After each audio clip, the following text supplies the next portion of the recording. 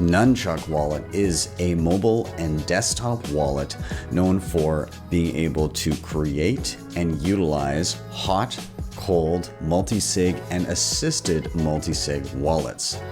Now, I've covered them before in a few different capacities, but there are just so many advanced features in Nunchuk Wallet that I thought it warranted an advanced feature video. And that's what we're going to cover today.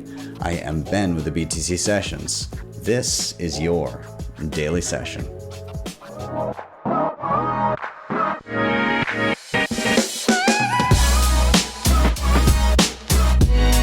HODL the Bitcoin. And before we dive in, quick shout out to sponsors of the show, HodlHodl.com. If you're buying Bitcoin and you've got a few priorities in mind, like peer-to-peer trading, instant self-custody, and no KYC, this is the place to go. Very simple. Head over there in the link in the show notes. Once you sign up, you can sign up with nothing more than an email address, and then you can scroll down, choose a currency, a payment method, and an amount, and start browsing offers immediately. You can also check out their peer-to-peer lending platform, in which nothing is ever rehypothecated. Check them out again in the links below. Now, once you do stack some non-KYC sats, you're going to want to secure them with some of the best hardware on the market, and I love everything CoinKite is doing. The Cold Card Mark IV is my go-to hardware wallet of choice, but they've also got a ton of other great options like the Tap Signer, the Sats card, they've got the Block Clock, they've got the Open Dime, all kinds of great stuff. And coming out really soon, which I'm very excited for, is the Cold Card Q1. Now, if you want to reserve that or pick up anything that I've mentioned previously just now, you can head to coinkite.com and you can use code BTC Sessions for 5% off everything in the store. And finally, big shout out to Start9, your sovereign computing solution.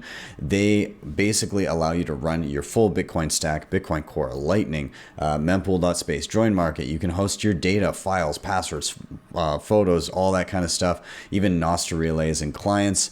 And you can do it with the hardware of your choice. They've got everything from entry-level light nodes to middle-of-the-road server ones to the peak my favorite device that I run right now, and that is the Start9 Server Pure. So you can check them out. Go to start9.com and head over. And finally, if you're going through these tutorial videos and you find that they're helping a lot, but you need a little bit more hand-holding, you can always book me for private one-on-one sessions. Just head to btcsessions.ca, and just over on the right-hand side here, you can book me for a private meeting.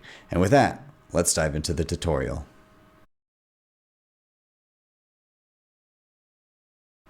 So let's start by chatting some prerequisites. What are you going to need to know in order to get the most out of this video?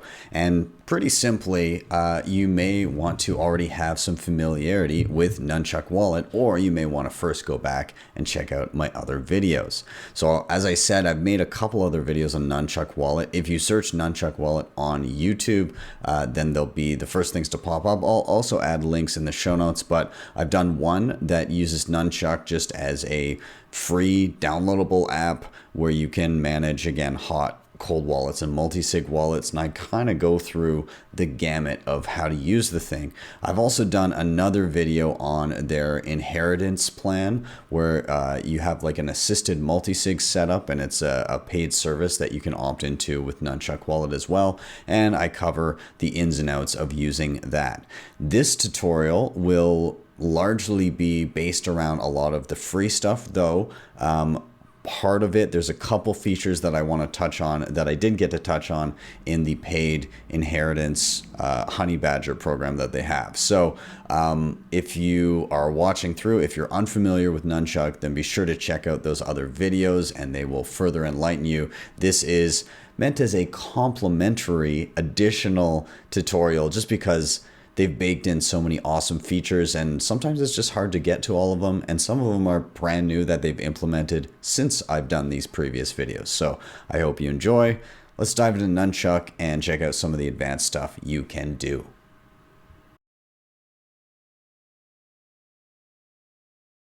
Okay, so here we are in Nunchuk Wallet, and let's just have a little refresher of what's in front of us here.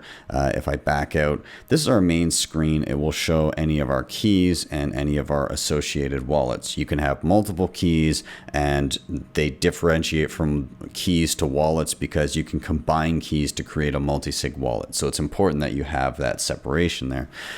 When you do click within a wallet, you're going to get your balance up top. You're going to have a wallet config screen. You're going to have a send and receive button. There's now a new button that says view coins, and we'll get into that momentarily. Down below we have our recent transactions, as well as any little notes that we've made, and we're going to touch on that as well. Along the bottom you've got wallets, which we're currently in, services, messages, and profile.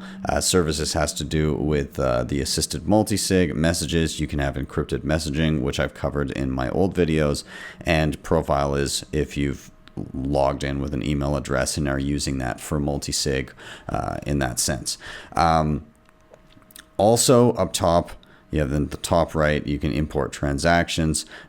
In the wallet config, you can rename the wallet. All of that stuff is here, so on and so forth. And there's now a little hide transaction info button, the little I down at the bottom, and that will hide anything to keep it nice and private. So we're going to now dive into some of the advanced features, and we're just going to work our way through.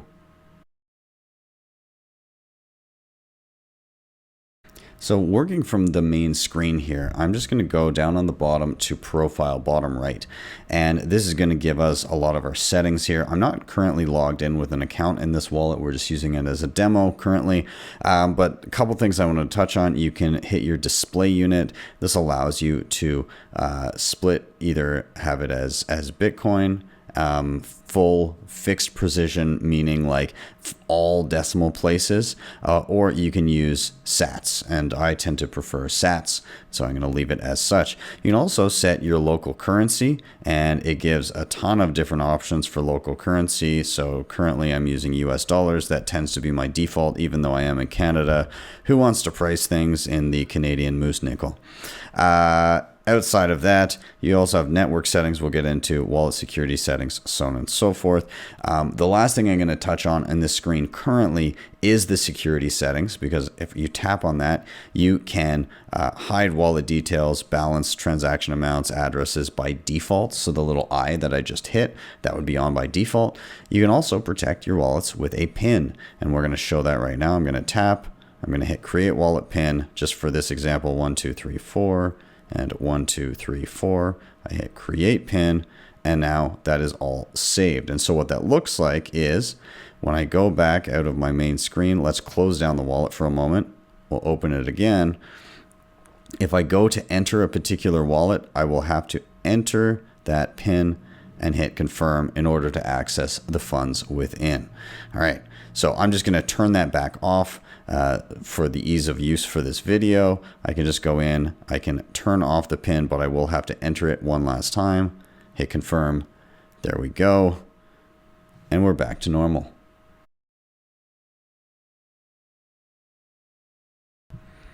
All right, so the bulk of this tutorial is going to focus in and around the features that have to do with advanced coin control. And this is a mechanism through which you can help with your own privacy in how you deal with and spend your Bitcoin. And one important note in terms of how coin control works, it's important that you realize that your Bitcoin wallet isn't just a balance. It's more like cash in a wallet. So if somebody sends you, or somebody gives you a physical $10 bill, a $20 bill, and a $50 bill, you're going to be able to see those separate amounts within your wallet. And within a Bitcoin wallet, it is no different. The only exception is when you go to spend, let's say I want to spend $25. Well, I'm going to need to combine a couple of those bills, like a 20 and a 10, and I'm going to get back change. In Bitcoin, you actually kind of destroy those two bills and you create two new ones. So you would have a $25 bill that you're spending and get back a $5 bill in change. So a little bit different, but the cash analogy still holds true. So within your wallet, there's now a new section I alluded to that says view coins.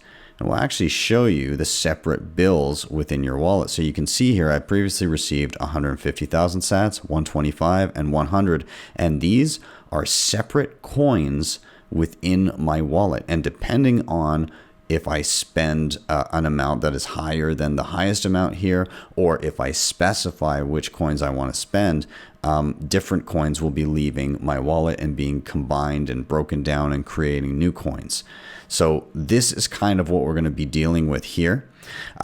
What I would like to show you is how you can receive coins and then label them. So what I'm going to do here is, again, these ones have already been dealt with. They have labels that I've given them, and we'll go into those momentarily. But let's see what it looks like to receive a coin and then give it a label. So I'm going to hit receive. This is my receiving address. I'm just going to scan it with a wallet off screen here, and I'm going to send some Bitcoin to this address so that we can then manipulate and use the labeling system. Okay, so I've now received a transaction here for 100,000 sats that I just sent over. If I tap on that particular transaction, we can see that we can actually give it a label if we want, if we hit the drop down arrow under more details. There's actually a setting where we can create a note for it. So I'm going to say this is from a friend named Dave, and I'm going to save it. And in doing so, if I go back to the main screen, there will be a little note underneath it. Even in the recent transactions tab, it will show inline, hey, this is what it is. Obviously, it's not confirmed or anything yet, but those details are still present. Furthermore, I can go in there and hit manage coin, and it shows all the details, things like locking the coin, adding a tag, collections, all of that we're going to get into. But the basic labeling system is you receive a coin, you hit more details, you hit edit, and then you put in the note. And again, just an example, maybe I want to say from Steve instead, and I can update that, and it will then reflect here on the main screen.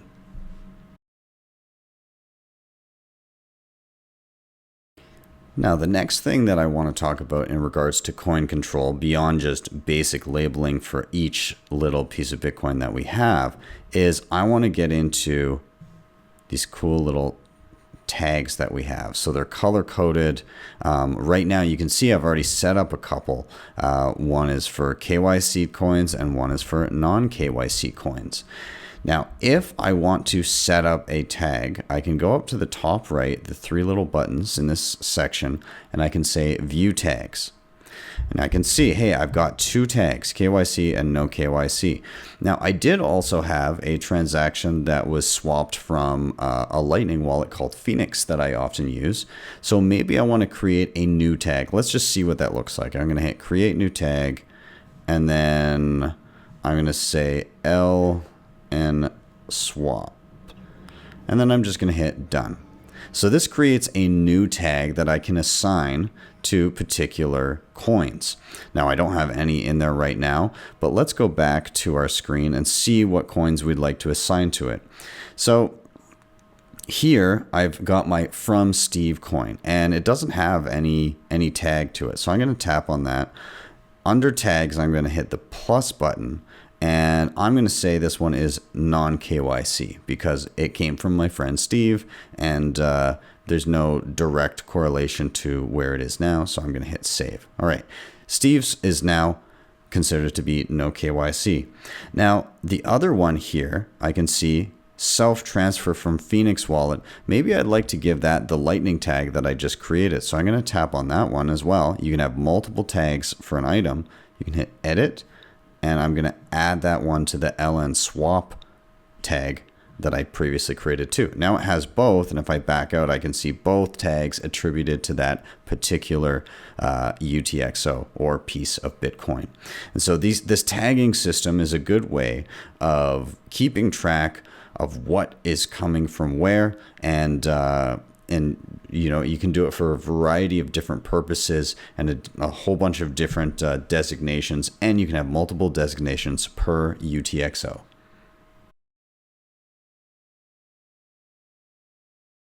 So one thing you can do now that you can actually see individual coins in your wallet and even attribute labels to them if you see fit, is you can actually lock particular coins. So let's say that coin that Steve sent me, maybe for some reason I don't want it to commingle accidentally with some of these other coins. So I can actually tap on that coin, and there is an option that says lock this coin.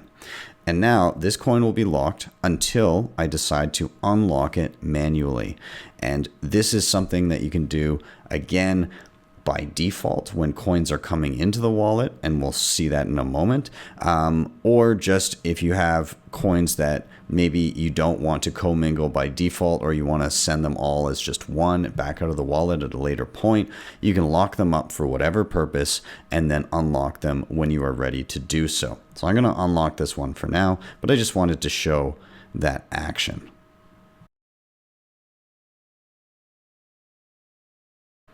The next thing I want to touch on with coin control is another way of designating and getting more granular with the way that you deal with and organize your UTXOs. And so that way is, if you go to the top right, view collections. And collections is a way of organizing your coins into larger groups. Instead of just having an individual tag, you can actually go to a collection and see all of the coins within that. So here I have an example that I've created called exchanges. And if you tap on that, I can see that I've got two different coins in here. One says, hey, this is KYC'd because it has that tag. And it says it's from ShakePay in the note, which is a KYC'd exchange. Down below, I can see another coin. It has a no KYC tag that I've given it, and it says it's from HodlHodl. So both these coins are from exchanges, but they're from KYC'd and non-KYC'd sources, and I can look within here and see individual tags and perhaps lock or unlock these coins. What I want to show is an automation that you may be interested in by default anytime coins come into the wallet. So I'm going to hit create new collection, and I'm going to name this one unspecified. And so what I mean is unspecified, meaning transaction comes in, I need to filter through it and give it a label and do stuff before I want to spend it. And so what I'm going to do is this collection, I'm going to say move all new coins into this collection. So by default, they will be in this collection of, hey, you need to give these labels. And then furthermore, I'm going to hit auto lock all new coins. And that means that until I say, or until I go in and manually unlock and label these things, they will be locked up in this unspecified collection. So I'm going to hit create collection. And now, if I've done this correctly, I should be able to go back to the main screen, hit receive, and send some Bitcoin to this wallet, which I'm going to do off screen in a second here. And it should automatically go to the unspecified collection and be locked. And then we'll be able to organize it from then on. Okay, so I'm going to send some Bitcoin over, and then we'll take a look at what happens when it lands. All right, so I now have a transaction sitting here. It shows as pending confirmations, but it's for 90,000 sats. So that should now be listed within my coins, and it should be segregated and locked. So I'm going to hit view coins. And here we go. Down at the bottom here, I see this 90,000 sat UTXO. And it looks like it is now in the unspecified collection, and it is auto locked, which is exactly what I wanted to happen. What I can do now, though, is I can go ahead and I can add it to a particular tag. So maybe I want to say this also came from a non-KYC exchange. I'm going to hit save. I can also go ahead and maybe edit the collection that it's in, and I'm going to hit exchanges. I got it from an exchange. And if I really want to, I can also go back to the main transaction, and I can tap on it, and under more details I can add a transaction note. So I'll say again, this is from HodlHodl. I'll save it. And so now that coin is now designated properly. It's no longer locked, but by default, it came in and said, hey, like, until you deal with this, it's going to be unspendable. So now I can see I've got that 90,000 sat UTXO, unconfirmed still, but I've now designated it, I've unlocked it, and I've said it's from HodlHodl, and it's non-KYC. So this is a nice automated way in terms of making sure that you deal with your incoming coins and label them. And now you can see exactly where they're from. And you won't have those mystery UTXOs sitting in your wallet not being dealt with. So let's say you now want to spend some of your coins, but you want to be careful about the way in which you do so that you don't necessarily share information with entities that might keep records of them, especially if you don't want certain coins kind of advertised to the world that you own them. So let's do an example transaction. I'm going to hit send, and I'm going to say I want to send 75,000 sats, and I'm going to hit continue. I'm then going to scan a QR code. I've got one off screen here that I'm just going to send to as a demo, and then I'm going to give this transaction a note. And let's say I'm sending to a KYC exchange, and so they will have a record of obviously what they receive, but also the change from that transaction. Because if I'm using a UTXO or multiple UTXOs, they get to see what change comes back to me as well as what they've received. Kind of like if you use a $100 bill to pay for a candy bar in a shop, the shop owner sees the change. They know that you have the whole 100. Nonetheless, we've set this up now. We have an address, we have a transaction note, but we don't want to just create the transaction, because that will pretty much just use the most efficient way of doing the transaction instead of the most private. I'm going to hit customize transaction. And so this will then show me kind of what's going on in the background. Hey, here's your estimated fee. Here's the total amount. I have the option to subtract the fee from the send amount. I can set a manual fee rate, all of that stuff. And I've covered that in other videos. But let's talk about coin selection. I just said, hey, I'm sending to a KYC exchange, and they're going to kind of see what I'm dealing with here. However, look at the UTXO that was selected by default. It's a non-KYC UTXO from HodlHodl. And I wanted to send 75,000 sats, but they're going to see that whole 100,000 sat UTXO. Maybe there's a better coin that I could use for this purpose. So if I hit customize here, I see, well, look, I've got a KYC'd UTXO right there. In fact, it was from ShakePay originally. Why don't I just use that? So I'm going to deselect this non-KYC coin. I'm going to select this KYC'd one, which is already from ShakePay, and I'm going to use that one. So it now says, hey, this is the UTXO you're using. There's your fee. There's the amount that's being sent. Everything is the same. I can simply hit continue. Gives me a rundown. Again, says what the input coin is. I can hit confirm and create. It says this transaction generates change. Would you like the change coin to inherit the tags from the parent coins? And what that means is, hey, I'm spending to this source.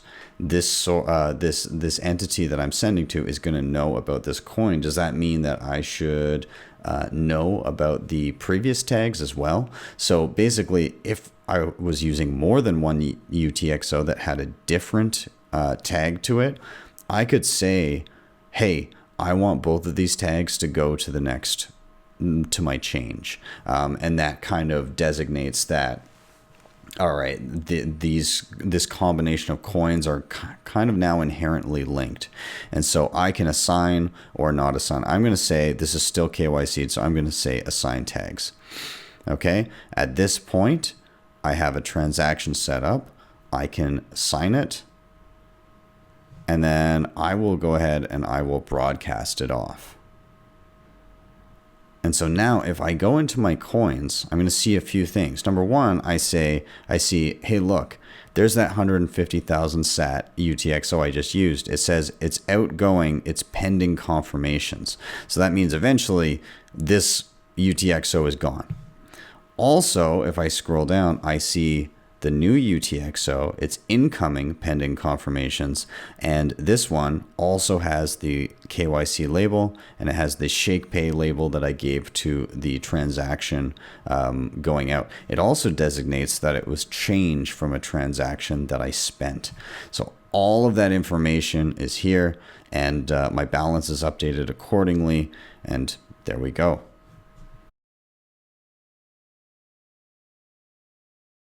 Now, another way that you can send is actually from the coins screen. You can hit view coins, and then you can hit select, and you can actually select full UTXOs you would like to utilize, and you can spend either parts of them or the entire thing. So let's say I wanted to move some of my non-KYC coins out of this wallet and send them in their entirety over to another wallet. So maybe I want to send this from HodlHodl and another one from Steve. I'm going to take both of those coins, so 200,000 sats, and it shows you down below what you've selected and the total amount. Once I've selected these, I can actually go in the bottom left, there's a little B with an arrow, meaning I want to send them. Okay, well, I'm going to go ahead, I'm going to send them, and I can select how much I want to send. So it says the total amount is 200,000, but I can send less than that. I could say I want to send 150,000, and then I'd have some change, or I can simply say, send the whole lot. I'm sending all of that. Okay, great. I'm going to hit continue. I'll get myself an address, which I've got just off on the screen here. And then I'll give it a label, and I'm going to say it's a self transfer to another wallet. Perfect. I can even customize just so we can see what's going on behind the scenes. Hey, this is your estimated fee. There's the total amount. The fee is automatically coming from the total amount because we're spending the entirety of 2 coins, so it has to be that. I can set a manual fee rate if I like. It looks like priority rate is 13 sats per byte. That will update the fee that I'm paying. And then it says, hey, here's the coins you're using. Both are non-KYC. Fantastic. I'm going to hit continue. I'm going to hit confirm and create transaction. I'm going to sign. And now that it's signed, I can broadcast it off, which I will do. And off it goes. In this instance, there was no change. And so I don't have any change coming back into the wallet or any coins with labels or anything like that. So nice, clean, simple transaction by selecting my UTXOs.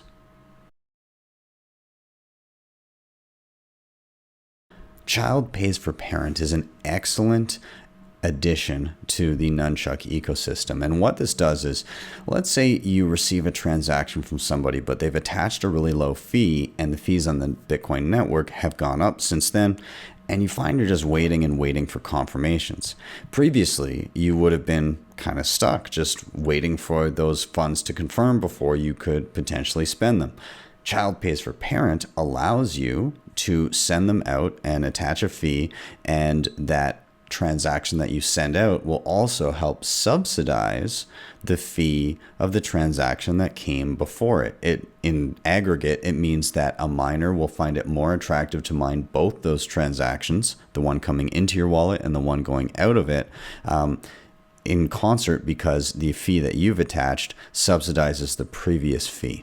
So let's see what that looks like in practice. I'm just going to hit receive here. I'm going to scan this QR code and I'm going to send from another wallet, but I'm going to attach a pretty low fee to it. And so we'll see that coming in momentarily. Okay, so here in my wallet now, I can see there's an incoming transaction. It's pending confirmations. Now, the main issue with this transaction is if I view it on a block explorer like mempool.space, I can see it's a bit down the line. It says that it's not going to confirm for 32 minutes, and maybe, and that's a guesstimate, right? And maybe I need to spend that coin sooner than that. So, well, what is my recourse here?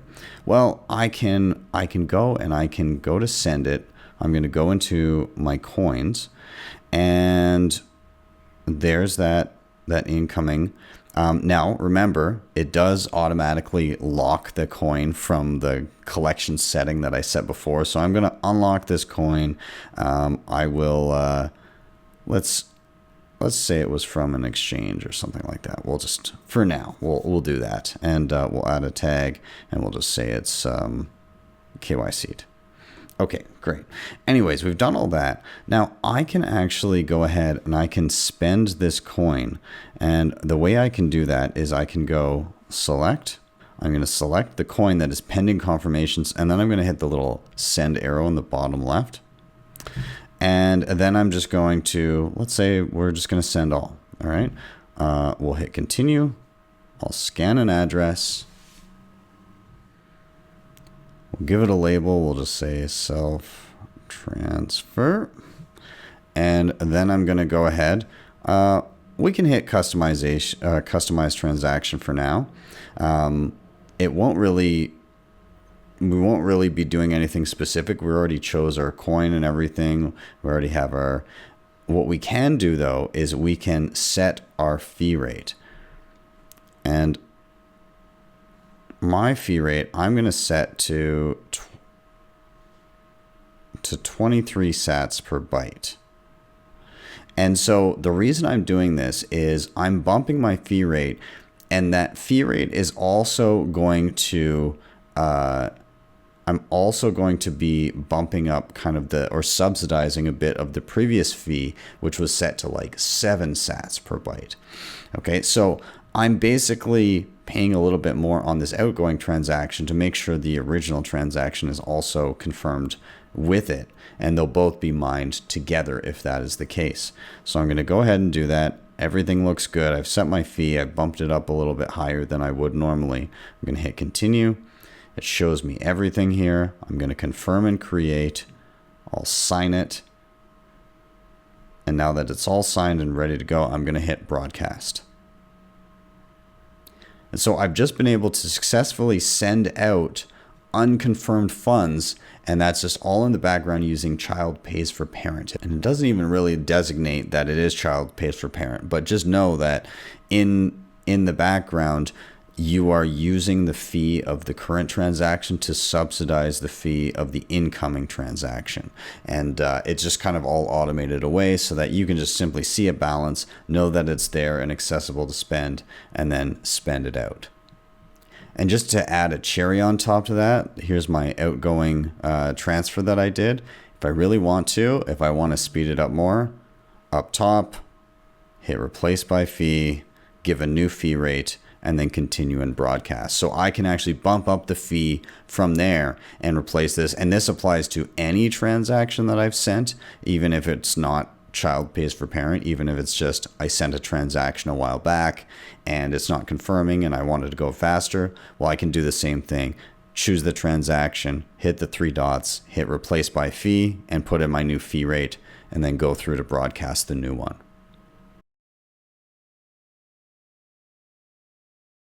Sometimes, if you wish to be as efficient as possible with on-chain fees, you may want to batch transactions to multiple recipients at the same time. And you can do that here within Nunchuk Wallet. All you're going to do is you're going to hit the send button. And before you fill in any information, you're actually going to go up to the top. Beside the QR scanner, you're actually going to go to, there's like a little, almost like a frame of a person, a portrait, and it looks like it's stacked a few deep. I'm going to hit that, and it takes me to my batch transaction screen. And what I can do here is I can go ahead, I can open the camera and scan a QR code or paste an address if I had one ready. And then I can go ahead and designate the amount that I want to send to this recipient, let's say 75,000 sats. Then I can add another recipient below and scan a new QR code, which will show as a secondary one here. See, different address, and then maybe send a different amount, say 100,000 sats, to that person.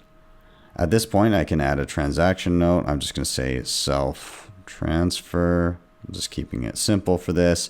And again, for simplicity's sake, for this particular example, I'm not going to customize the transaction, but you would see all the same stuff we've seen previously. We're just going to hit create. This gives me a summary of what's happening. Hey, I'm sending 100,000 sats to this address, 75,000 to that address. Here's my fee. Here's the total amount. Here's the change that will come back to me, and I gave it a note of a self-transfer. I'm going to confirm and create. Here's everything. I'm going to sign it to approve it. And once everything is all signed, I can hit the broadcast button, and off it goes to 2 different addresses at the same time.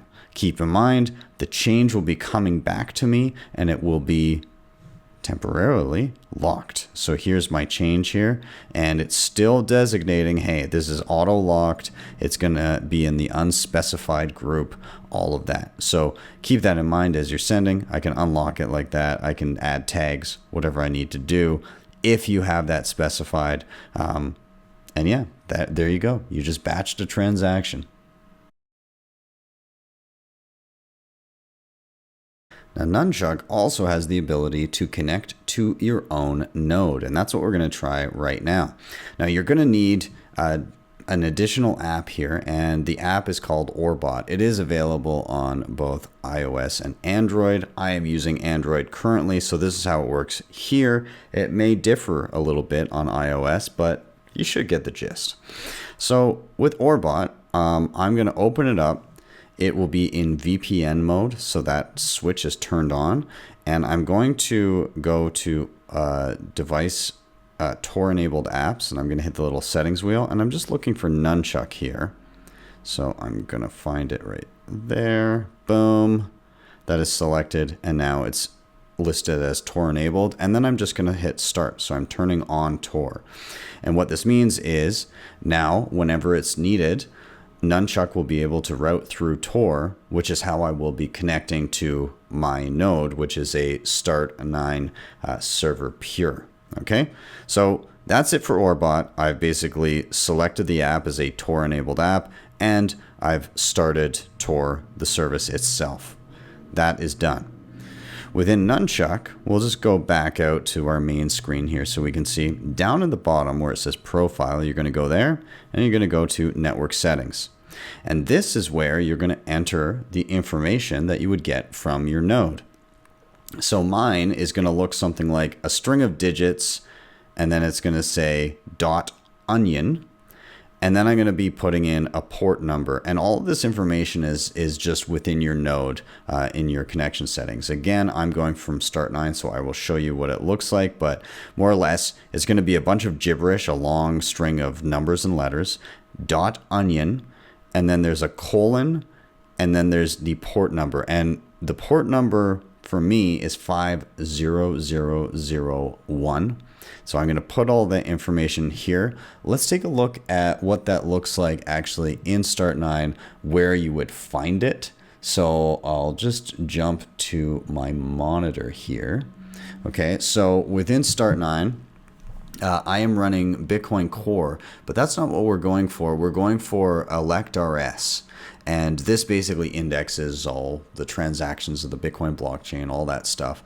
And we'll be able to link up to this and basically keep track of our own transactions instead of asking somebody else who's running a node to do it for us, as we're currently doing. So we click on ElectRS, and then just under properties, you will see listed an onion URL, and you'll see listed a port, and you're going to put it in as such. So here's a little example I just put on a note because I'm don't want to share the exact information, but you'll have this long string of digits, probably much longer than this, and it's going to be a mix of numbers and letters, so on and so forth. Then you're going to have .onion, then you're going to have a colon, and you're going to have your port number, which it will show you, 50001 for Electrum server. So we're going to basically copy this information and put it into Nunchuk, and hopefully we'll get connected to our own node here. So I've pasted in all of my information here. I have a bit of it covered, but you can see the .onion colon 50001, and I'm just going to hit save network settings. It will restart Nunchuk, and when we come back and continue as guest, got it. So initially you'll see an update here where it says wallets. It will say syncing, and eventually it will come on and say online when you've established a connection. Success. I can now see I'm online, I'm connected to my own node, and now I'm no longer relying on others to verify my own transactions for me. And just a side note, if at any point you do decide that you'd like to go back to the regular Nunchuk node, maybe you're having connectivity issues or whatever, you just go into Profile, you go into your network settings, and there's a Reset Defaults button, and it will restart Nunchuk again, and you should go back to the regular server.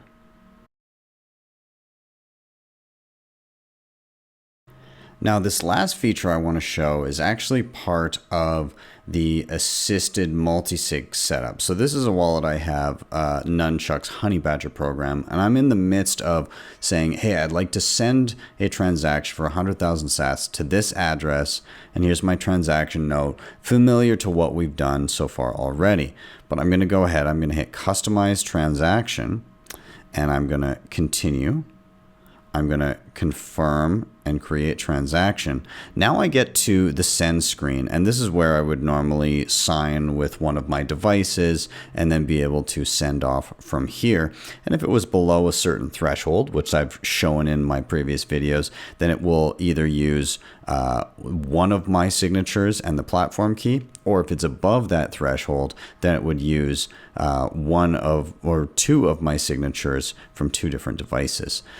Now, the one cool thing that you can do here is you can actually schedule that transaction to go out. So in the top right, you hit the three dots, schedule broadcast, and then you choose a date and time. So let's say I just want to send it out tomorrow at 12:36. And then you, of course, you confirm your time zone. At this point, I can hit save, and it says the broadcast has been scheduled. Now, of course, you need to have enough signatures in order to do this. This is below the spending threshold I have, so I would just sign with one, and it should automatically go off the next day. If it was above my spending threshold, then I would sign with two keys, and again, it would automatically be broadcast the next day. Now, if I want to cancel this at any point, I go to the top right, I can cancel scheduled broadcast, and then I'm good to go. Alternatively, I can actually go and fully cancel the transaction, and that will get rid of all of the data, and then we're all done.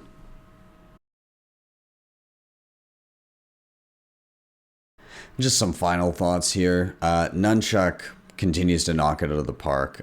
This is such a versatile and useful wallet in so many different ways. Again, you can, just have a simple hot wallet here. You can deal with hardware. You can create multisigs. You can do assisted multisigs. And what they've done with all of these advanced features, it's just, I think it's the most fully featured wallet that I've seen out there for mobile, and it's going to be hard to beat them because they're so hardworking and they keep on pumping out new features. I wouldn't be surprised if I've got to do a whole nother tutorial in less than a year to cover all the new crap that they put out, which is awesome to see. So hats off to Nunchuk. Thanks for building something awesome. And if you haven't checked out Nunchuk as a possible mobile wallet for you, then I recommend it. Give it a try. Thank you guys so much for watching. As always, please do like, subscribe, share, all those things. They really do help a ton in getting this content in front of more eyeballs. If you want to help the show in another way, you can hit up the previously mentioned sponsors down below. Those were HodlHodl, CoinKite, and Start9. You can also check out what Nunchuk is doing just by heading over to nunchuk.io. And if you really liked what you saw, you can always hit up my website, btcsessions.ca, and book me for private sessions if you need some extra hand-holding, or just scroll down and there's a link where you can tip me Bitcoin in sats via the Lightning Network. If you scan directly from the page, it'll work, or you can click on it. It'll take you directly to my Geyser Fund page where you can even leave comments as well whenever you do drop a tip. And I do appreciate all of those that you do. Thank you very much for that. Anyways, with that, I am out. Have yourselves a wonderful day or evening wherever you may be. See you guys next time for your daily session.